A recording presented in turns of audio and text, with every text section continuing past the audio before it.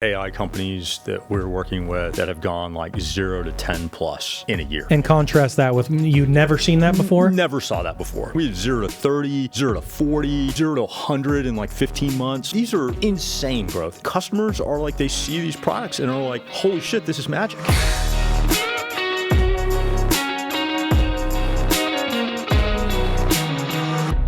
Thanks for joining us, Eric. Thank you for having me. We've known each other on Twitter for many years. First time we've actually met in person. Thanks for having us at the Benchmark office here in SF. I thought I'd kick it off by telling a quick story. I hope you don't mind. Yeah. So I'm pulling up an email from February of 2019, so I guess 6 years ago, almost exactly. And again, we knew each other from Twitter, but I sent you this cold email. Hey, Eric, I'm Tyler Hogue. Here's who I am. Quick background. We haven't met in person. I admire Benchmark because of Andy Ratcliffe. I'm reaching out because a few weeks ago I had lunch with Matt Miller at Sequoia. And I asked Matt which investor he admires most all in Silicon Valley. He immediately said your name. And then I saw your head shave tweet about Confluent. And it was pretty clear why Matt mentioned you. Anyways, I went on to ask you a couple questions, and I would wondered if you'd be willing to tell the story here. Basically, how did you pick Confluent early on? And why did the founders end up going with Benchmark? And we have a couple follow-ups there, but I'd love to start it off with a story, if you're open to sharing. Yeah, totally. So a friend of mine who was actually cousins or second cousins with Neha, one of the Confluent founders, is the one who introduced me, JP. And JP...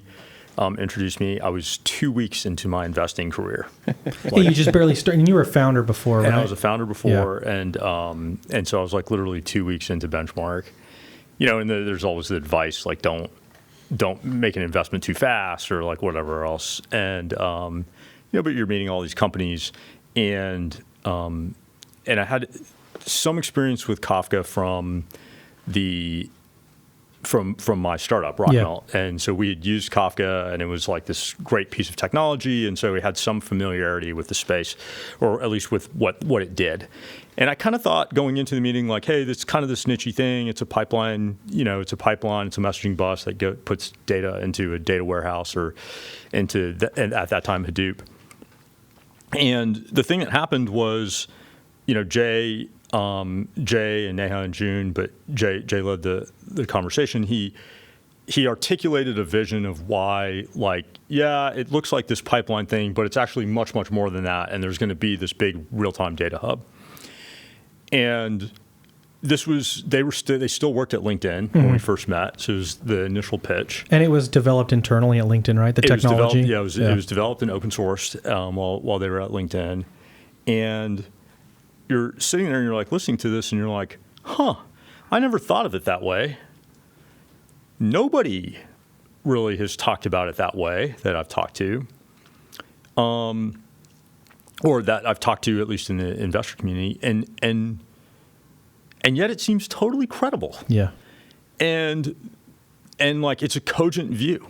And then you kind of like dig into it and you're like, you ask questions and everything else, and you're like, the idea, Chris Dixon's idea maze concept is so good, and you're like asking them questions, and you're like, wow, these guys know everything about this space, and like they know everything, including the things that they don't know, right? Like it's like we don't know how fast stream processing will happen. We don't know how this is. Like we think this is our theory of how it monetizes, right? It's not even a company yet, and so I walked out and I sent a note to my partners. By the way, I have that email in here. Okay, yeah. I won't read the whole thing, but I would love. Can I share one or two sentences from it? Yeah. So this was really cool because, by the way, you're just engaging with me over a cold email, and you said thanks for giving me the trip down memory lane. I also forwarded you the email I sent to Peter Fenton after that meeting. And here's what's cool about this. You said, Peter, Zach, and I met with the 3 Kafka founders today, and we both walked away thinking we have to do this deal in bold. So you got to conviction pretty quick, it seems. Would really value your thoughts and help on this one. It will go fast, so can we meet as soon as you're back? And then you go on. It's a much longer email. But what stuck out to me, and this will get into the Benchmark model, is like you're immediately reaching out to your partner. Yeah. to help on this deal. Yeah.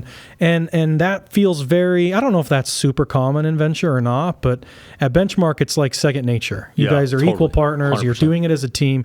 Can you talk about that and what you did here with Kafka and why you reached out to Peter? Yeah, but keep in mind, I'm 2 weeks in. Yeah. This is like, like a lot of this is like just better lucky than good, right? Yeah. Like it's just better lucky than good.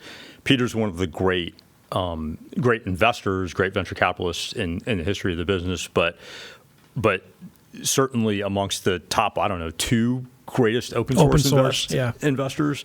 And so he was like a perfect person to reach out to.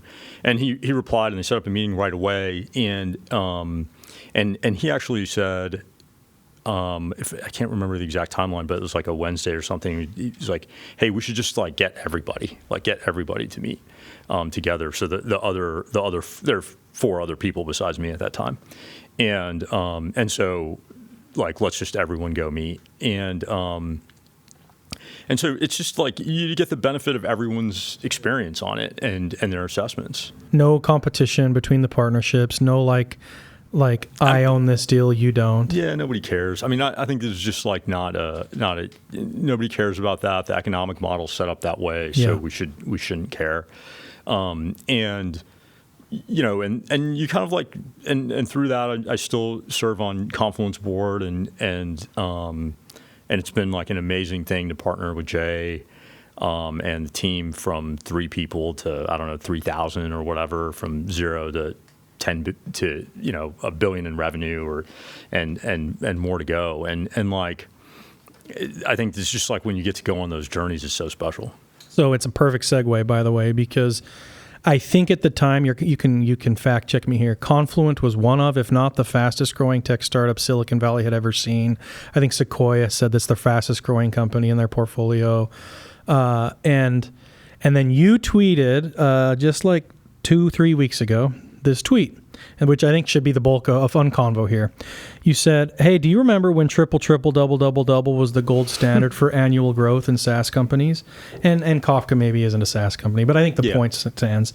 And then you said, "That was cute." Yeah. All right, so let's have this discussion. This is what I would love to. What are you seeing? You say it's cute. I assume you mean that's a remnant of the past and things are different now. What's different? What are you seeing? So I don't know how many AI companies that we're working with that have gone like 0 to 10 plus in a year, but it's like 8 or 9. Like it's some meaningful number. Like it's really like a lot. And contrast that with you'd never seen that before? Never saw that before. Like 0 to, like you'd see 0 to 2 maybe, like you see like those kinds of, but like this is like 0 to 10. We had 0 to 30, 0 to 40, like 0 to 100 in like 15 months. Like, I mean, these are insane growth. And we should just like be really clear that it's not the same. Okay. And it's not the same in good ways and bad ways. Okay. It's not the same in good ways in the sense that like there's a lot of experimental revenue. A lot of it is like, MRR that's run rated. And so it's not like ARR, like it's not what I think of as ARR and what anybody should think of as ARR really. So it's like, it's not that necessarily in a bunch of cases. There's going to be more churn. There's like people are figuring out value and like all these things. So like that's the bad side, right? The good side is like, it's like real customers. Like it's not like hokey. A bunch of it isn't. And each of these companies is different. And I think like at the end of the day, customers are like, they see these products and are like, holy shit, this is magic. Like, I think that's really what's happening. So you do think it's driven by actual product magic, not some experimental AI budgets just to test it out. There's real product value. I think there's real perceived value, and some of it will get realized and some of it won't. But there's real perceived value for sure, and it feels magical, and the products feel magical to the customers, and so they're spending money. And I think this idea of magic and a magical experience is just like where people are like, whoa. Here's my money. Yeah. And like, that could be, whoa, here's my money. And then 3 months later, like, it didn't quite work for me.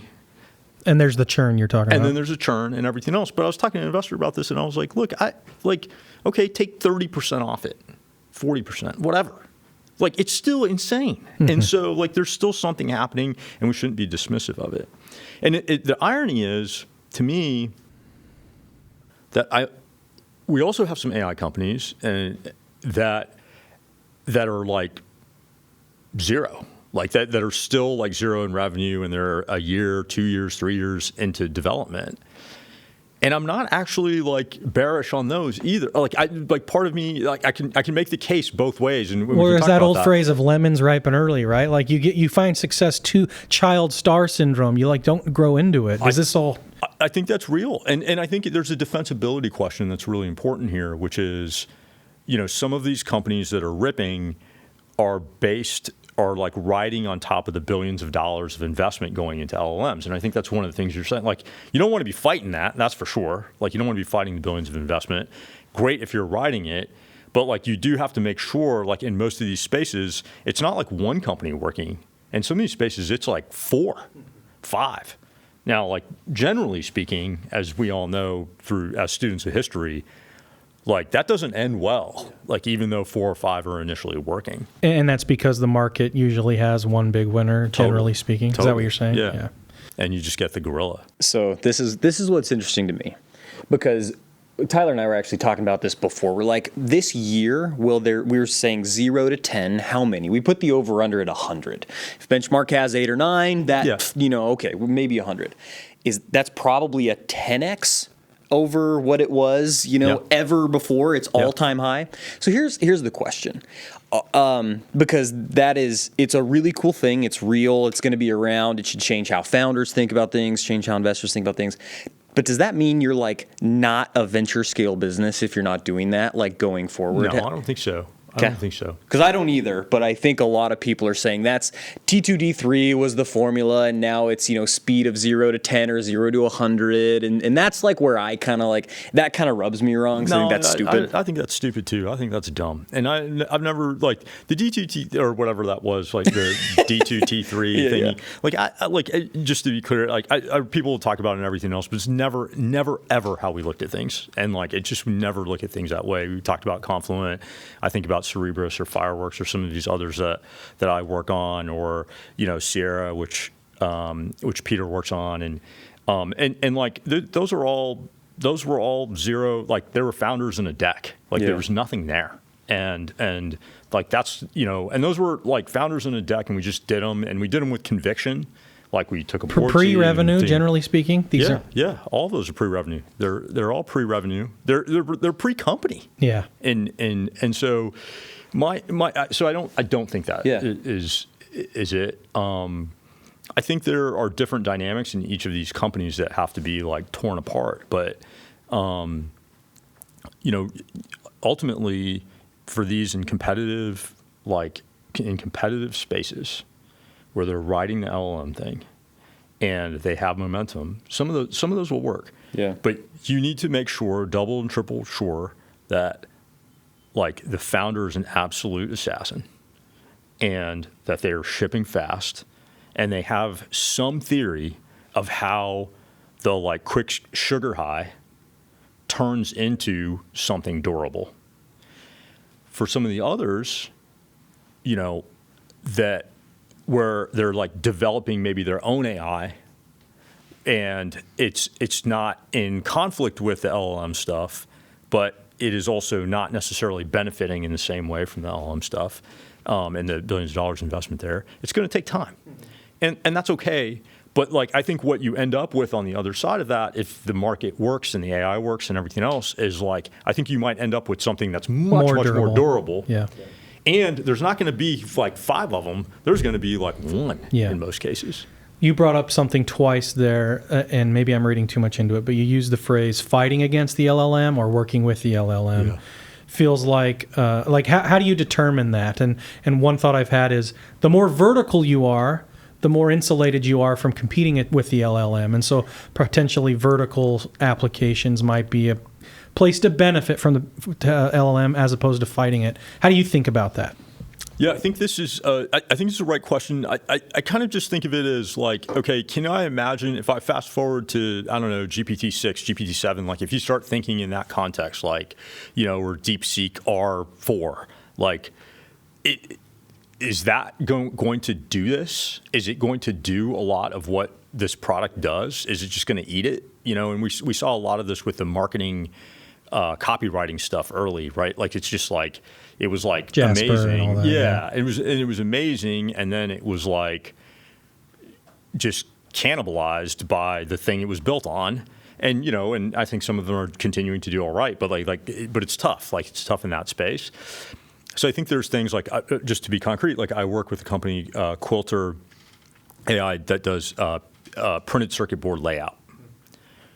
And like they're building their own AI for it, and it's been a work in progress. Like, and its capability is kind of 10x'd over the last year. And I think there's like another maybe order of magnitude to go before you start getting to like real, like, oh my God. And I think that's coming soon because we have a clear path for it.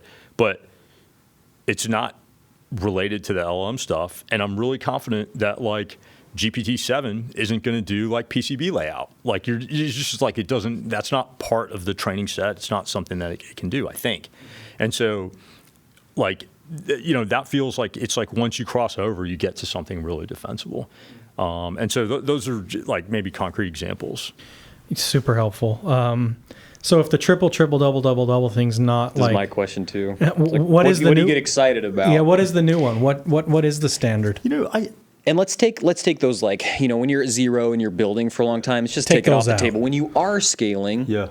What should you be saying? Like, when you sit down and you're doing an AOP and a board meeting, it's like, when do you say, hey guys, like, we got to be more aggressive. We got to be faster. What's than that. AOP? Annual operating plan. Oh, yeah. Okay. So I think it's just like very company specific. And I think one of the things that happened in the SaaS world is it became a little formulaic. Yeah. Yeah. And so the investor bankery type investors, like the banker type financial investors, like they figured it out and they have suck their the alpha out of the whole market. And and it's like, oh, the magic number and like blah blah blah, and I don't even like, it's just like, and they're like, and the pencil, and then therefore it should trade at like 13.2 times for, and it's just like, okay, and you know what, like they were right, and they made a ton of money investing in those companies because there was like there was an arbitrage between people who understood this business model and how like the really power of the business wasn't reflected in the income statement and like the durability and all these things and like different gross retention, net retention, all these things. So there was an arbitrage from like, I don't know, 2012 to 2018 that just like these growth funds and like everybody, they just exploited it, and they're all like bankery types, and they crushed it. And that arb is gone. Like everyone figured it out and like whatever, so it's over. As arbs tend to do. And I think this new AI one, maybe there's just an arb on AI generally because like it's just like so powerful, and if you just project it, like it's just so incredible. But I don't think it's like, but it's not formulaic in that way. And so I have more trouble with the plan, and just kind of saying like, this is the standard on them.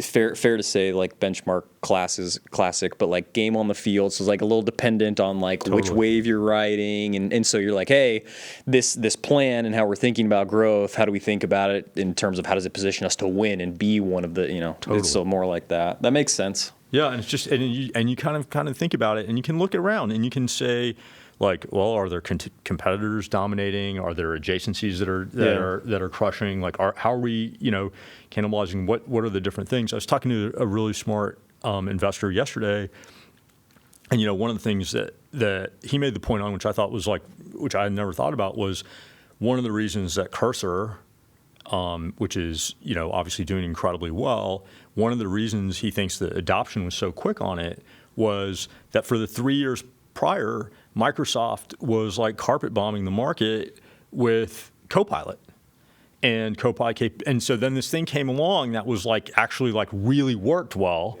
for this thing. And so like everybody was prepped.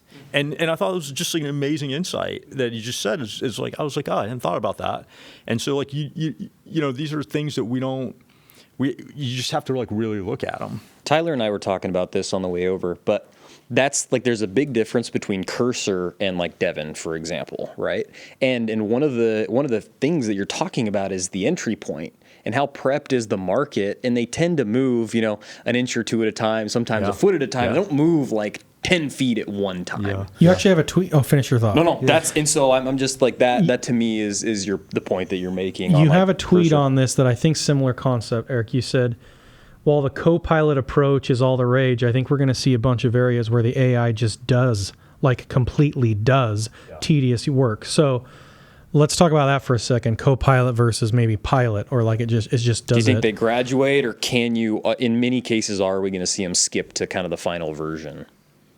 I think there's this. I have this idea in my head, which is there's a co-pilot. I think there's a set of areas where co-pilot is the right approach, and there's a set of areas where we're going to be AI and done. And maybe some crossover as like the AI becomes more capable.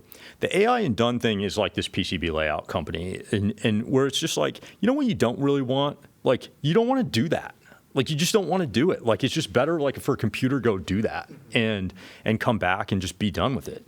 But there are other things where, the human like guiding it or getting kind of superpowered on it is really powerful. Or getting comfortable with it and then being able to put I think out that's in the another wild. important part of this enterprise adoption thing that's going to happen in a bunch of cases where it's going to take, the human will be in the loop, and then, this is typical for automation. It's like, oh, I'm going to check it, I'm going to check it, I'm going to check it, and it's like, it takes about 30 days before people are like, oh, I didn't really check it anymore, like, and so I think both models will be there. I think for code, we're going to get to a place, Dario made some comments, I think today or yesterday about, how much code generated is going to be actually by AI versus people. I think that is clearly working, and it's working really well. On the other hand, you do have these cases, like there's one company I was talking to had hired a relatively junior engineer, and like 90% of the code was written by AI. And it was garbage. It's just like garbage. And so there's this other kind of irony of this, which is like the great engineer is going to actually be more valuable. Like the truly great engineer. It's an amplifier. It's an amplifier for them in the future. And there are other areas like accounting or which we have company digits or, legal work, like I think Alea Law and like other things where it's like, in that stack, like constructing a brilliant agreement and a legal contract, I think that's like at least for the time being, like that's a task for a human. But there's a lot of underlying execution and rote legal work and paperwork and whatever that is like clearly AI can just do, right? And so like those are kind of the dynamics to me. You mentioned something earlier. You basically, these companies that have scaled so well, a lot of them you funded just a deck and a team, pre-product, pre-revenue. What is Benchmark looking for in order to fund somebody pre-product, pre-revenue? Are these second-time founders only? Are there certain, like, how does it work at Benchmark for the partnership to get excited about a deck, an idea, and a founder? Our former partner, Mitch Lasky, he's described it to me. He's like teaching me in that, 10 years ago when he started. And he's like, look, there's no bar. It's not objective. He's like, the better analogy is it's falling in love. Yeah. It's falling in love. I call it spiritual conversion. Yeah, it's spiritual conversion. You get baptized by these guys. You feel a connection. Each of us will articulate it a bit different. And I think each of us has like different tastes and whatever. But for me, there's obviously this like big market thing, like what's happening in the market that is going to allow this thing that really the world doesn't want to have succeed to like break through. So like that's just like a big market thing, and like what's shifting, and like is there a seam and all this stuff. Then you're like looking at the founder, and I just am like, is this the founder that is going to grow and scale and grow with this company? And I think that's actually a really important thing to me is like, is the founder a hyper learner? Because I find like, the job at 3 people is really different than 30, than 300, than 3,000. It's different at different scales. Like these are really dynamic jobs and they're changing and it's really tough. It's like, I said this before, like in some ways it would be better if there was like CEO 1 and then CEO 2 and then you graduated to CEO 3 because it's the same title and same thing the whole time, but it's a totally different job, like every 6 months. And then the third thing is really like can't be overstated is an insight. Mm-hmm. And, and we kind of talked about the J example with Kafka and the real-time data hub and like, hey, this is going to be a thing. I think of that almost for every investment, probably for every investment, there was an insight. There was somebody the founder came in, had seen stuff, and they were just like, no, but this. And you're sitting here and like we meet companies, all of us meet companies every week, right? We're meeting companies every week. And you're talking to smart people all the time, and you're like reading all this content on Twitter and everything else. And then like someone comes in a domain that you know a little bit about at least, and says something you've never heard. And you're like, wait a minute. And then you think about it, and then you ask questions about it, and you're like, that's totally cogent. Right. I don't know if it's right. Yeah. I don't know if it's right. But it's at least logical. But it's well logical. thought through. It's well Yep. thought through. Yep. There's like, and you're like, if that's right, and this person has an insight, and they're a killer, and like this market is big, like that's the formula. That's the formula. And on those kinds of things, we've written really big checks like just like that. And I think like that to me is it's rare. It doesn't happen that often when you like fall in love and you have those 3 things and like all this stuff. But when it happens, it's magic. It's do you so know special. pretty quick when you meet it? I mean, like first meeting, you fall in love, or do you buy that, or does it take a while to get to the conviction? Again, each of us is different. For me, I feel like I just am like I'm a romantic. Yeah. So I'm there, and I think about Lynn and fireworks. So they made the list 2 years in a row, right? The exceptional startups list. It's an exceptional company and hyper growth and one of these crazy like revenue scale growth.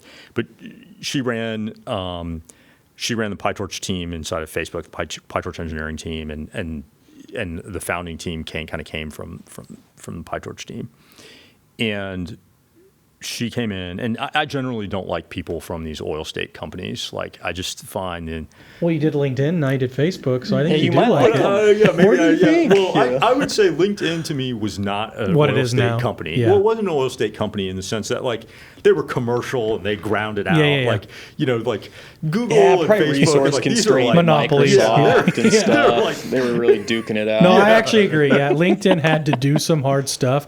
Google just collected money. So much hard No, stuff. they did. And it's, these other companies just like they poke a hole in the ground and oil starts coming out, and it's like okay. So I generally don't like them, and so she comes in and I tell her that in like the first 10 minutes of the meeting. That you don't like Facebook people, basically. I just don't. It's not. I don't like, they're incredibly smart and very talented, but not great founders. And The just, 0 to 1 thing's a different but skill the 0 set. to 1's a different skill set. Yep. Yeah. And that's a much better PC way, a very euphemistic way to say it. And so like and just like the way she reacted and everything else, and then she pushed back at me. Wait, why? Why do you say that? No, this is what we're doing. This is how we did it in PyTorch, and this is how PyTorch came from behind and like beat TensorFlow and everything else. And I was like 10 minutes in, I walked out and told the receptionist, I was like, please call Chloe, my assistant, and just and like push my next meeting. Like push my next meeting because I need all the time I can because I'm doing this investment. Mm-hmm. And then it took like 6 more weeks, and like she still worked at Facebook, and like the team was leaving. She hadn't even left Facebook. She hadn't even left Facebook yet. That's the other part of your playbook. They're still employed, and they work at oil state companies. Yeah. And so I feel like that doesn't always happen, but when it happens, you feel like this. And she subsequently pivoted. The company's pivoted, and So was the insight wrong, or was it? the insight changed in this AI world. It was like a PyTorch cloud idea, and then she was like, "Well, Gen AI is happening, and really, what people need help on is not this like base layer, but one layer abstraction up, and they kind of moved to that.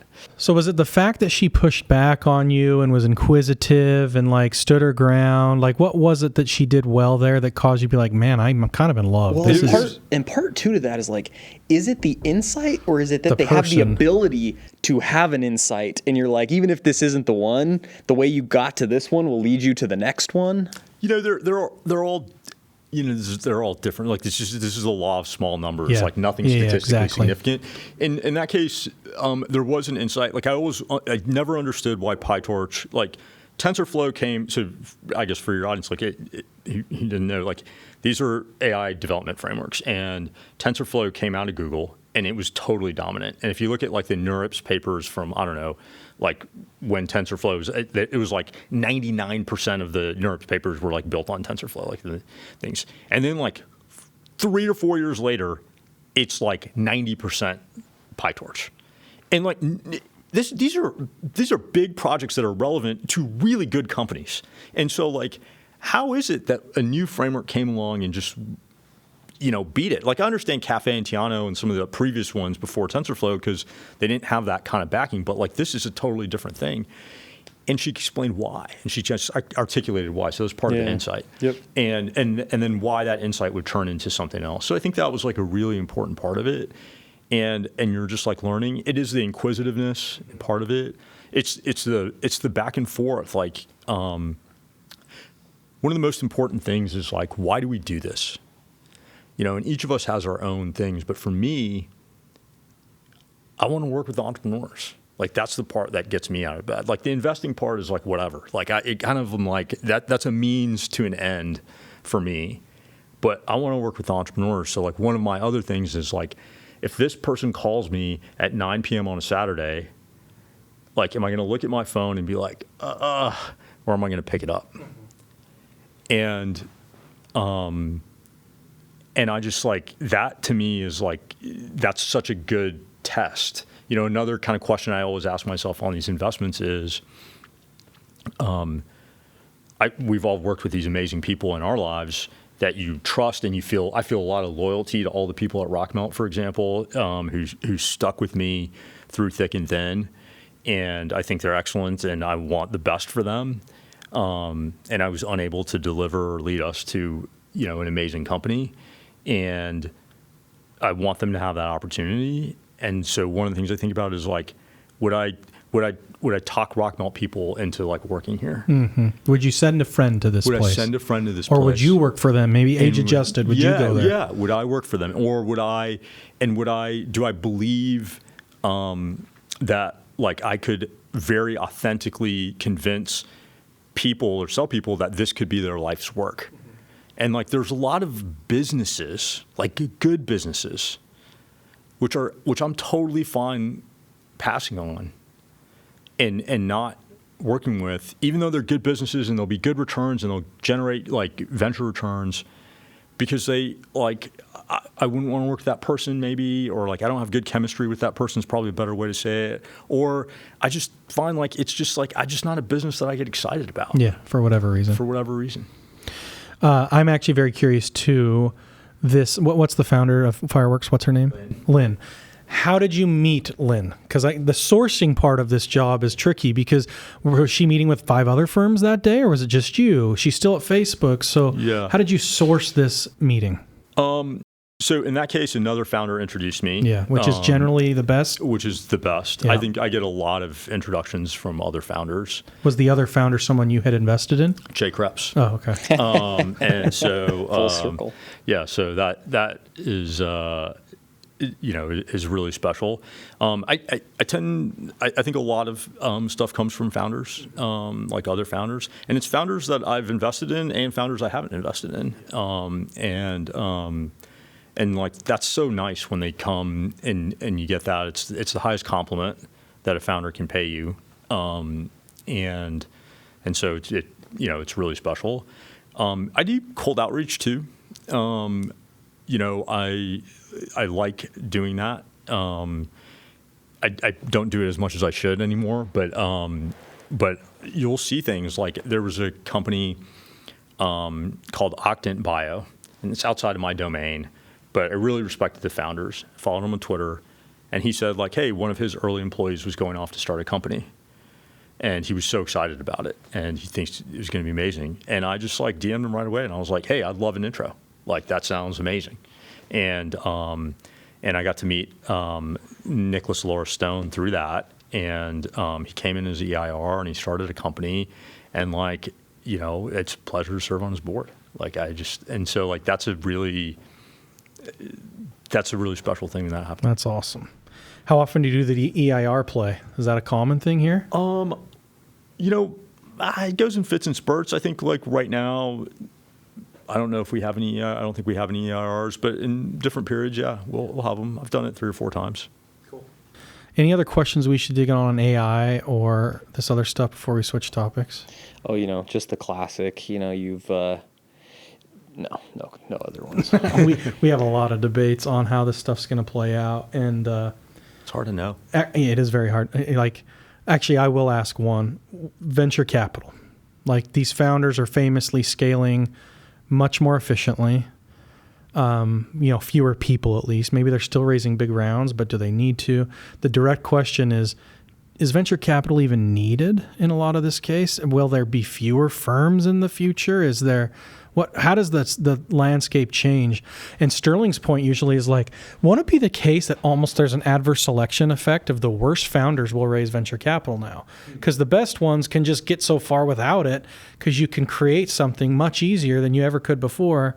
Now it's the stupid ones who need to raise venture capital. It's also to your point earlier about, I love this, the investment bankification of like that doesn't exist right now. No, it does not. And so a lot of people aren't going to know how to deal with that. Like a lot of firms aren't going to know how to deal with that. Yeah. So at the same time as they're going to be like struggling to adapt, you're having founders that there's a totally new way of building this stuff. And yeah, I love that question.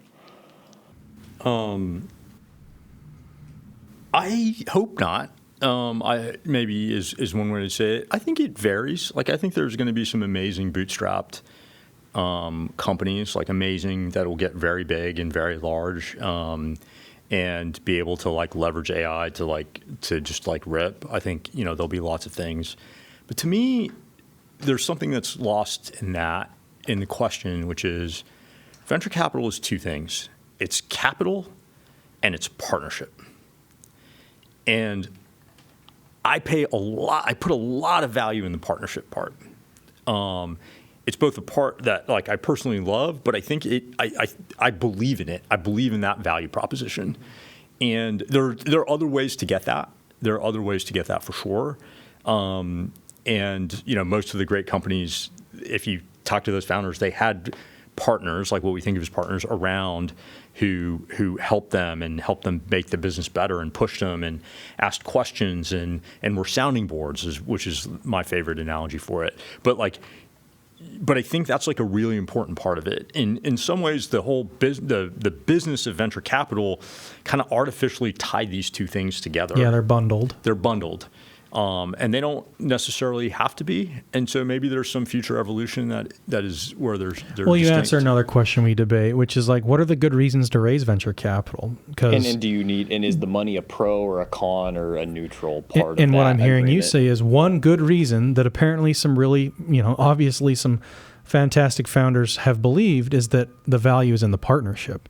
Because they can get money from anywhere, but they choose to have this non-executive partner called a venture capitalist on the journey with them. Totally. And so to believe that doesn't exist in the future would mean that you don't think that partnership's valuable. Or that you can get it another way. Or you can get it another way without the money, perhaps. Sure. Yeah. But I think the partnership component is pretty, like, yeah, if that didn't exist, then it's just money. But if you have that, you can see why founders prefer that. Yeah, I think it's a very special part of the job, and it's a privilege to get to do that.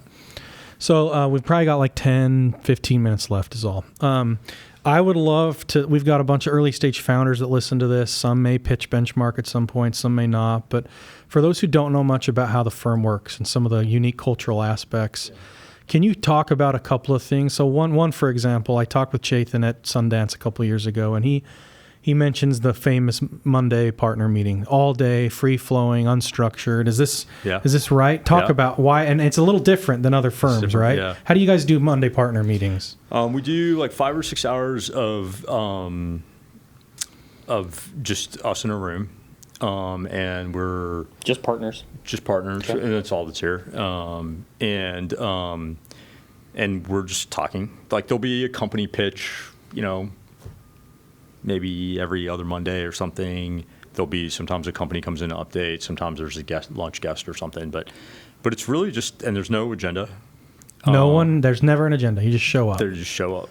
You just show up, and you're talking about companies, what happened in the week, what did you see, things that are going on in your portfolio companies, like executive searches that you're working on. So why not structure it? Why not have 5 topics and go through? What's the reason to keep it? One of the advantages of it is there's 5 of us, right?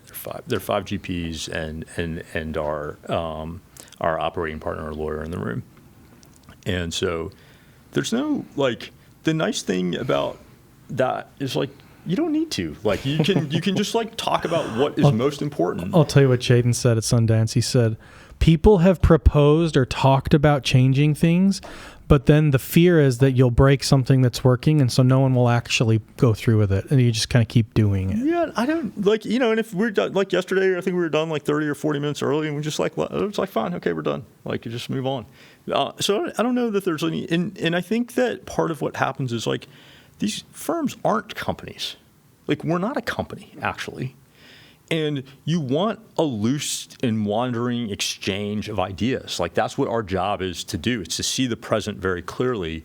And to see the present very clearly, you have to just wander. And you have to understand, and you have to debate points, and you have to do that. And so that's kind of what we do. And then we go do some work. And then we typically have a dinner guest.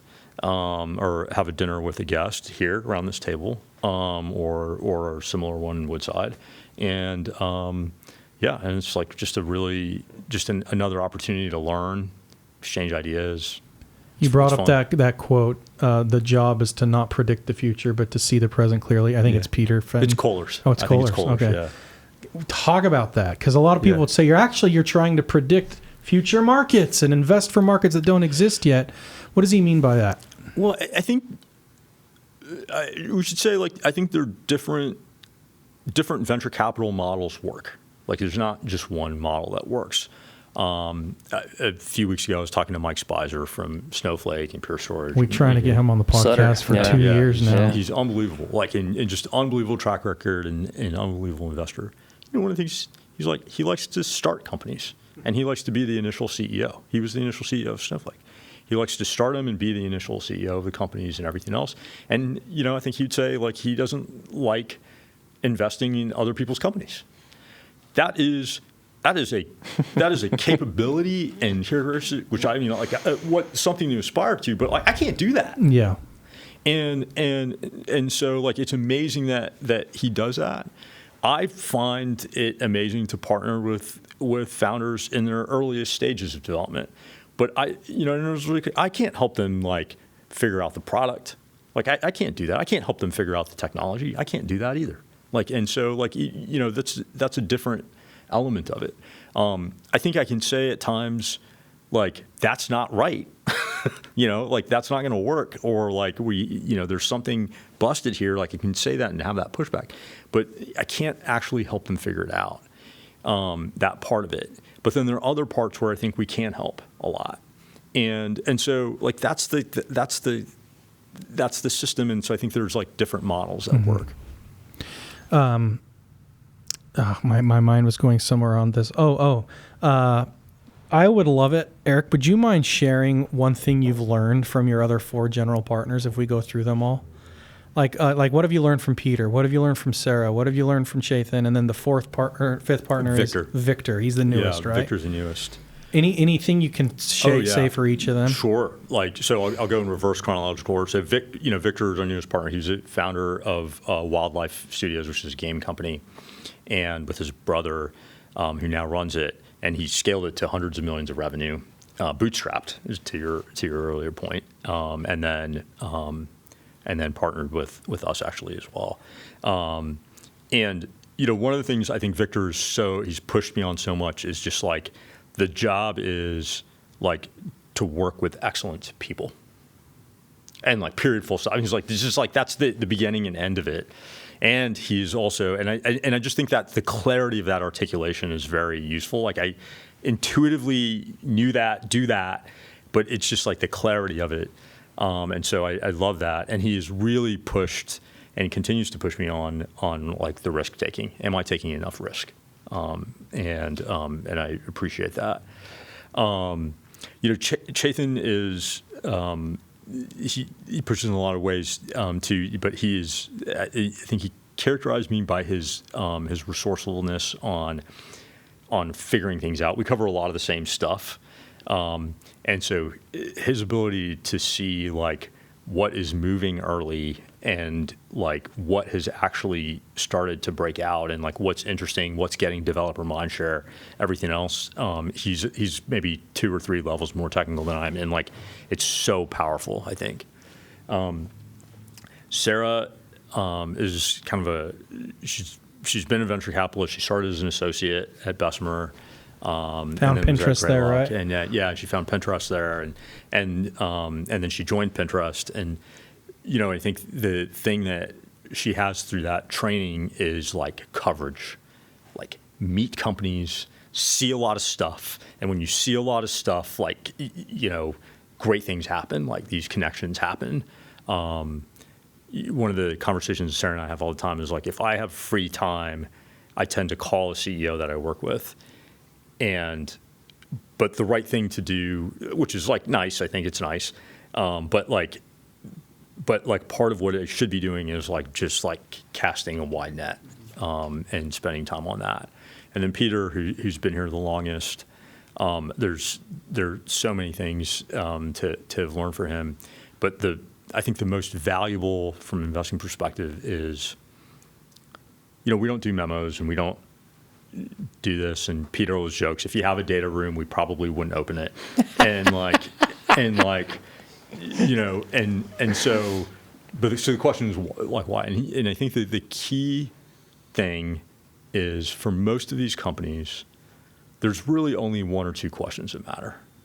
Like after you get through your founder thing, there's really only 1 or 2 questions that matter. And I think his superpower is just like figuring out what those questions are. That's the whole game. And everything else is bullshit. And so you go through these long memos and you go through the data rooms and all this stuff, and it's just a bunch of pollution in your mind of really what you need to figure out, which is what are the 1 or 2 questions that matter. It's an interesting insight from, Keith was saying the same thing. He's like, I like to invest early because anybody can see and read the numbers, and that actually totally makes me worse than if I am, because I'm not focused on what actually matters. It's the same point you're making. It makes me worse too. And again, I think probably worth clarifying that this is for early stage investing, right? Yeah. Like that's data rooms start to matter a whole hell of a lot. Oh, yeah, totally. When you're in your CED, Totally. IPO kind of stuff. But sometimes the initial momentum or lack thereof is pollution in your brain. I think that's amazing. And I think you're also saying the 1 or 2 things that matter after you've set aside the founder. Like the founder's like table stakes. What are the key things that matter of them being a big company? In addition, right? Did I understand that correct? That's absolutely it. Yeah. That's a great point. It's just like what we care about is being part of the handful of companies that can turn into giants, and that can be, multi-billion, multi-tens of billion, maybe multi-hundreds of billion public companies. Like that's what we're here to do, and like be part of those at the earliest stages that we can. And thinking through that's like a very difficult task, and each one of them is different. I joke it's like you're looking at a kindergarten playground and trying to like pick out LeBron. And it's like, you're just like looking at the playground and you're like, that one's going to be like put up 50,000 points. Yeah. Like, it's just like. That's funny because the analogy holds, because like you'd probably go for the tallest one, and that would, probably be wrong. Right, like you want to look at other things. You want to look at other things too. And there's elements of it, but it's, there's a lot of luck involved, and a lot of, but there's some really cool things that you can pick up on. One question I have, because don't do memos, don't like data rooms, got it. How do you keep yourself honest about if your reason for investing, if that proved out, and regardless of the outcome, because it's all about the process, and how do you go and check yourself against what made you excited to invest versus whatever ended up happening? Again, it's the right question. So Sarah actually writes notes on the meetings she has, so she can keep herself intellectually honest on it. I think she does it, and she has a whole like system around it, so she can go back and back check and everything else. I understand that I am telling backstories when I like reflect on things, and I think about them all the time. So, I don't know. There has to be an element of intellectual honesty. Yeah, I sent you that. I think when on our initial exchange with Confluent, part of the reason that was fun for me to dig up that old email is because it was like, what did I really think then? And I ask myself that all the time for the ones that work, and like kind of go off to the moon. I ask myself that. And for the ones that don't, I also ask myself that. Like, what did I see and what did I get wrong in the read? And would I do it again? Like one company, so Alex from Scale AI, I met him at the A, and I spent time on it, and I loved him, and it was just so clear that he was like, and I think he was like 20 or 21, like he was so young, and he was such a killer, and he had this like autonomous driving, like labeling revenue at the time, like it, and it's like people in the Philippines and like all this stuff. And I was like, that revenue is not here for this. Like, I just did not feel like that revenue was long for this world. And we kind of talked about it and everything else. It was so dumb. And so I didn't pursue it. And I think I think I should have said yes, obviously. Obviously, I should have said yes. But I think if I had said yes, he would have gone with me, I think. And like, idiot. Like, I'm such an idiot. And like, I know better. Like, So what'd you miss? You know what I missed? Is that like... Was the pollution you're talking about. That guy, yeah. Is like... You had him. He was such a winner, and he was going to figure it out. You had Lisan Al-Gaib at the table, and you said, I don't like your business model. It's just so dumb. It was so dumb. And it's just like so dumb. And I know better. I know better. I know better than that. And I know and so you're sitting there with someone at that age and that sophistication and talent level, like their curve is like this. There's no chance. And you know what? In even to go one step further, even if it didn't work, which obviously it has, but even if it didn't work, there's no chance I wouldn't have learned a ton. Yeah. And like because of him. Because of him. I would have learned a ton from him. And so it's just so dumb. Can I ask this question? And then I know the answer. We got to wrap up soon. You're out of time. I know, this is awesome. I'll miss a flight for this. Do you regret the ones you didn't do, like the Alex ones that in hindsight you feel like processed, independent of the outcome you should have? Or do you regret the ones you did do and you're like, oh, I ignored X, Y, and Z and I did it and I don't, like which one hurts the worst? Yeah, definitely the Alex ones hurt the worst for sure. Because you only miss out, you only lose one X. You only lose on one the ones X. you do. And I like I said, I've been very lucky in that the people I've worked with, I'm like happy to work with. Yeah. Like I just, whether it works or it doesn't work. Campbell said this to me. Like Bill Campbell is one of my mentors in a long time ago before he passed, and is a role model for me. Like that's what I want to be. I think in time, 20 years from now, if people talk about me like 1/6 or 1/10 the way they talk about Bill, I'll be like, fuck, I did it. My career was successful. And he said this to me, and he was part of Apple and he was part of Google, and everyone talks about those stories. But you know what is like forgotten when people talk about it is he worked with like schmucks like me also. And he gave us time. And he gave us time, and he like gave us guidance, and I don't think it didn't matter to him that it like, that like, I mean, did it matter? It mattered, of course, but like it didn't, like it wasn't like his like North Star. His North Star was like the people. Do I want to work with that person or not? Yeah. And like that was his North Star on it. And to me, like I just, that's how I'm oriented. Like I just want to work with it. And so I don't feel bad about that. Love it. So we have 3 questions that we ask everybody, and you've actually talked about this throughout, so I think I could answer this one for you. But what we call it the Golden Spur question, and it's like, what makes you the way you are? What motivates you? Why are you doing this? I do it to work with the people. Like I do it to work with entrepreneurs. Like that's what I do. This is a vehicle to do that. And it's just like to be part of Benchmark. I think that's the ethos of Benchmark from the very beginning, is partnering with entrepreneurs and working with them. And I just get so much joy out of that.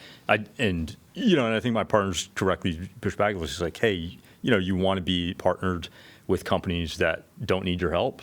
Yeah.